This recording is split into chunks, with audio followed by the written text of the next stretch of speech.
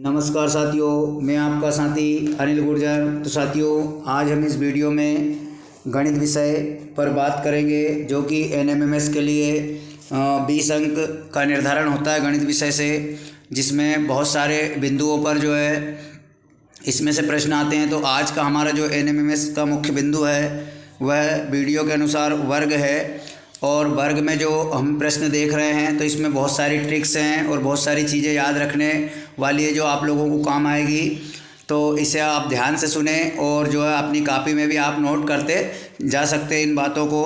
तो अब यहाँ पर जो पहला क्वेश्चन हमारे लिए आया है, बिना वक्त गंवाए हम वीडियो शुरू करते हैं। और आप लोग भी जो है नीचे दिए, जो नए साथी है वो नीचे दिए रेड कलर के सब्सक्राइब पर क्लिक करके चैनल को सब्सक्राइब कर सकते हैं, ताकि आपको इसी प्रकार के मेरे द्वारा बनाए गए वीडियो का नोटिफिकेशन मिलता रहे। तो साथियों, जैसा पहला प्रश्न है, निम्न संख्याओं में से कौन पूर्ण वर्ग संख्या है। तो साथियों, अब हमारे पास समय कम होता है और हम एक एक संख्याओं का वर्ग निकाल कर देखें तो हमारे को बहुत समय लग जाता है। तो साथियों, यहाँ पर इसके लिए पहली ट्रिक आप अपना सकते हैं कि जिन संख्याओं का इकाई अंक 2, 3, 8 इस प्रकार से है वो पूर्ण वर्ग संख्या नहीं हो सकती। तो इसलिए यहाँ पर जो 625 आप देख रहे हैं वो पूर्ण वर्ग संख्या है, क्योंकि वो 25 गुणित 25 का वर्ग है। इसका जो है 25 गुणित 25, इसलिए यह पूर्ण वर्ग संख्या है। तो आप एक चीज़ नोट करके रखें कि जिस संख्या का 2, 3, 8 इस प्रकार से संख्याओं का इकाई अंक होता है वो पूर्ण वर्ग नहीं होती। ठीक इसी प्रकार तो इसका जो सही आंसर है वह 625 आएगा। तो आप 625 पर टिक कर सकते हैं। उसके बाद दूसरा जो प्रश्न है कि पूर्ण वर्ग संख्या कौन सी है, तो हम यहाँ पर वर्ग पर ही बात कर रहे हैं। तो यहाँ पर संख्याएं दी है 40,000, 7, 49,000, 3600 और 81,000। तो साथियों, इसके लिए आप कौन सी ट्रिक अपनाएंगे। तो जो 40,000 7 है उसके इकाई का अंक 7 है, तो ये भी पूर्ण वर्ग नहीं हो सकती। इसके बाद में सभी में शून्य हैं। तो साथियों, अगली जो आपको नोट करने योग्य बात है वह यह है कि जिन संख्याओं में शून्यों की संख्या विषम होती है, जिन संख्याओं में शून्य की संख्या विषम होती है वह भी पूर्ण वर्ग नहीं हो सकती। तो यहाँ पर जो है 3600 जो है वो पूर्ण वर्ग संख्या है, क्योंकि 3600 का जो है संख्याएं सम संख्या में शून्य उसमें है। तो आप इसका गुणा करके देख सकते हैं, 3600 जो है पूर्ण वर्ग संख्या है। इसके बाद अगला जो क्वेश्चन है वह नीचे दी हुई 4 संख्याओं में से कौन सी संख्या पूर्ण वर्ग संख्या है। तो साथियों, हम इसमें भी ऊपर जो ट्रिक दी गई है उसी के आधार पर बात करेंगे। तो यहाँ पर 55,557 का इकाई का अंक जो है वो 7 है। इसके बाद 6,678 का इकाई का अंक 8 है। और 3930 का जो शून्य का संख्या है वो विषम में 1 है। इसलिए जो हमारा अंतिम संख्या है तो जो 1 लाख है वह हमारी पूर्ण वर्ग संख्या कहलाएगी। तो इस प्रकार इसका सही आंसर ए आएगा। इसके बाद चौथा जो प्रश्न है, निम्नलिखित में से कौन सी संख्या पूर्ण वर्ग नहीं है। अब यहाँ पर क्वेश्चन को पलटाया गया है कि कौन सी संख्या पूर्ण वर्ग नहीं है। तो साथियों, इसको हम देखेंगे कि यहाँ पर जो 4900 है इसमें भी 2 शून्य हैं। उसके बाद 90,000 में 4 शून्य हैं। और 81,000 जो है 8,10,000 जो है इसमें अंत में 4 शून्य आई है, मतलब सम संख्या में शून्य आई है। और जो 81,000 है उसमें भी जो है उसमें 3 संख्याएँ 3 शून्य आई है। मतलब हम उस ट्रिक के आधार पर अगर बात करते हैं तो कौन सी संख्या पूर्ण वर्ग नहीं है, यानी 81,000 के अंत में 3 शून्य हैं, इसलिए ये पूर्ण वर्ग नहीं हो सकती। इस ट्रिक के आधार पर जो सही आंसर आपका आएगा वह डी आएगा। साथियों, हम अगले प्रश्न की बात करते हैं। आज हम इस वीडियो के माध्यम से वर्ग पर पूरी तरीके से चर्चा करेंगे। अगली जो प्रश्न है, निम्न पूर्ण वर्ग संख्याओं में कौन सी संख्या सम संख्या का वर्ग है। तो साथियों, सम संख्या का वर्ग जब प्रश्न आता है तो आप एक बात नोट करें कि सम संख्या का वर्ग जो है वह भी हमेशा सम ही होता है। तो साथियों, यहाँ पर देख रहे हैं 121, 625, 169 ये सभी जो है इनका विषम संख्याएं हैं, तो इनका वर्ग भी विषम आएगा। लेकिन 1296 जो है वह एक सम संख्या है, इसलिए इनका वर्ग जो है जो आंसर सही है वो 1296 आएगा। तो इसे आप टिक कर लें। प्रश्न क्रमांक 6 है, निम्न पूर्ण वर्ग संख्याओं में कौन सी संख्या विषम संख्या का वर्ग है। तो साथियों, इसमें इसका ठीक विपरीत है। कि विषम संख्याओं का वर्ग जो है वो वर्गमूल जो है विषम ही होता है। तो इसमें आप देख रहे हैं 169 जो है वह विषम संख्या है, बाकी सभी सम संख्याओं की गिनती में आती है। तो इसका जो आंसर है वह जो है 169 सही आएगा। साथियों, हमारा जो अगला प्रश्न है सातवां प्रश्न है कि 56 का वर्ग माइनस 55 का वर्ग का मान क्या होगा। तो इसको आप आसानी से इस प्रकार से भी हल कर सकते हैं, 56 प्लस 55 और 56 कोष्टक में इसको लिख सकते हैं, और 56 माइनस 55 इसका जो आएगा इसको आप हल करके देखिए साथियों। तो इसमें जो सही आंसर है वह 111 आएगा इसका सही आंसर।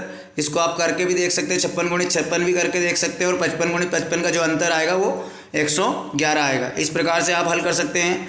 अगला जो हमारा क्वेश्चन है 555 का वर्ग माइनस 554 का वर्ग का मान क्या आएगा।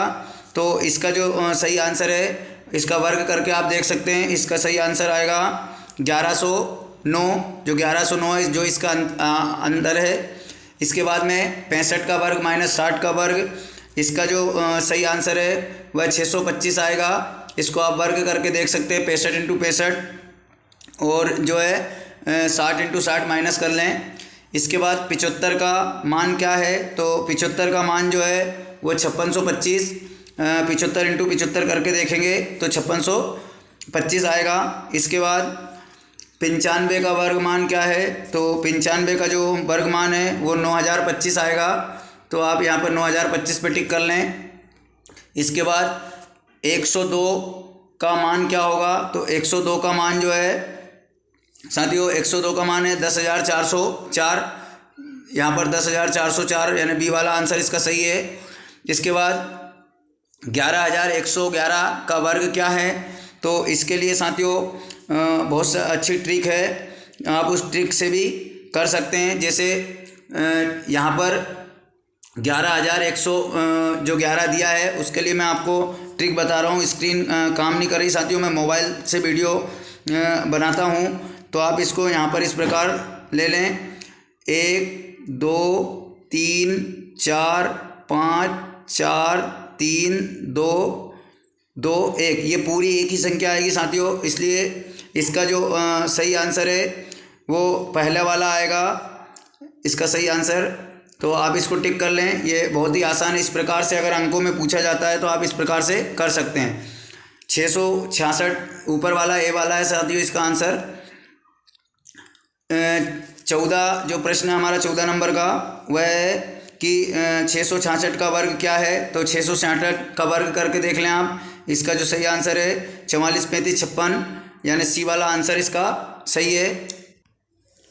साथियों, हमारा जो अगला प्रश्न है 15 नंबर का, मित्रों मैं आप लोगों से एक रिक्वेस्ट करना चाहता हूं कि मैं यहां पर महत्वपूर्ण प्रश्नों की बात कर रहा हूं। आप जो है अपने शिक्षक के सहयोग से इसको हल करा सकते हैं, या आप इनको जो बेहतर ट्रिक हो उसके आधार पर हल कर सकते हैं, क्योंकि मैं आपको यहाँ पर हल करके नहीं दिखा सकता, वीडियो भी बहुत ज़्यादा लंबा हो जाएगा। तो आपको मैं सही आंसर यहाँ पर बता देता हूँ। मित्रों, आप जो है अपने शिक्षक साथी के सहयोग से इन प्रश्नों को हल करें। तो 15 नंबर का जो हमारा क्वेश्चन है कि 999 का वर्ग क्या होगा, तो साथियों 999 का जो वर्ग होगा वो होगा 9,98,001। तो यहाँ पर आप इसको टिक कर सकते हैं, 9,98,001 को, यानी ए वाला जो ऑप्शन है वह इसका सही आंसर है, इसको टिक कर लें। फिर है 3333 का वर्ग क्या होगा, तो 16 नंबर का, तो 3333 का जो हमारा सही आंसर आएगा वो साथियों जो डी ऑप्शन है वह इसका सही आंसर आएगा। तो हम डी पे टिक कर लेते हैं। इसके बाद 5555 का वर्ग का मान क्या हो सकता है, तो 5555 का जो वर्ग है वह साथियों इसका जो सही आंसर है वह सी आएगा, 30 85 80 25।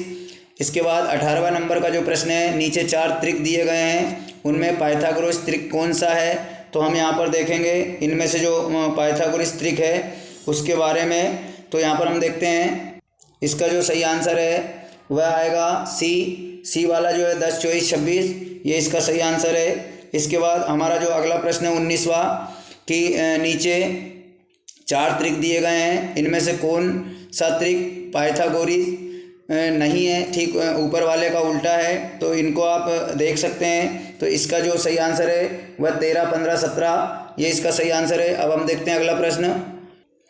साथियों हमारा जो 20वां प्रश्न है कि 6, 8, 10, 5, 12, 13 ये दोनों क्या हैं, तो क्या ये पाइथागोरिक त्रिक हैं या पाइथागोरिक त्रिक नहीं है। तो इस प्रकार से यहाँ पर ए वाला ये दोनों ही जो है पाइथागोरिक त्रिक नहीं है, तो हमारा जो है पहला आंसर सही आएगा। अगला जो प्रश्न है 21वां कि 5, 12, 15, 7, 5, 12 ये दोनों क्या हैं, तो 21वां जो है इसका बी जो आंसर है वह सही आएगा इसमें कि पाइथागोरिक त्रिक नहीं है। इसके बाद जो हमारा 22वां ऑप्शन है, 22वां जो प्रश्न है कि 65 - 56 का वर्ग अपान 3 का स्क्वायर बराबर क्या आंसर आएगा। तो इसका जो आंसर है वो आप जब गणित को हल करेंगे तो जो बी वाला ऑप्शन है 9 ये इसका सही आंसर है। अगला प्रश्न 23वां कि 16 का वर्ग इंटू 4 का वर्ग, इसका जो सही आंसर है वो क्या होगा।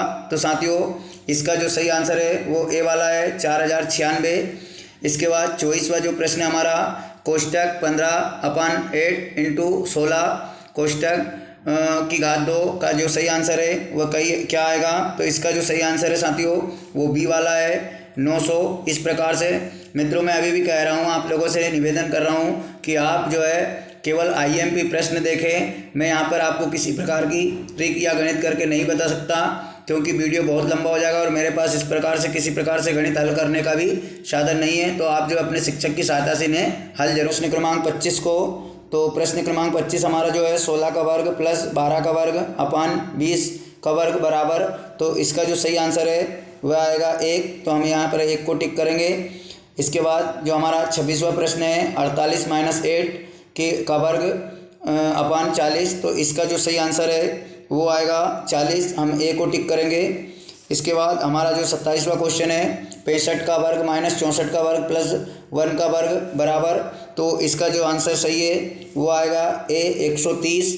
इसके बाद हमारा जो अगला प्रश्न है 28 उसका यानी 57 का वर्ग - 52 का वर्ग बराबर 5 इंटू क्वेश्चन मार्क, तो इसका बराबर करने के लिए हमें जो है, तो इसका जो सही आंसर आएगा 28 वाले का वो आएगा 109, यानी हम 5 में 109 का गुणा करेंगे तो वो इधर के बराबर हो जाएगा।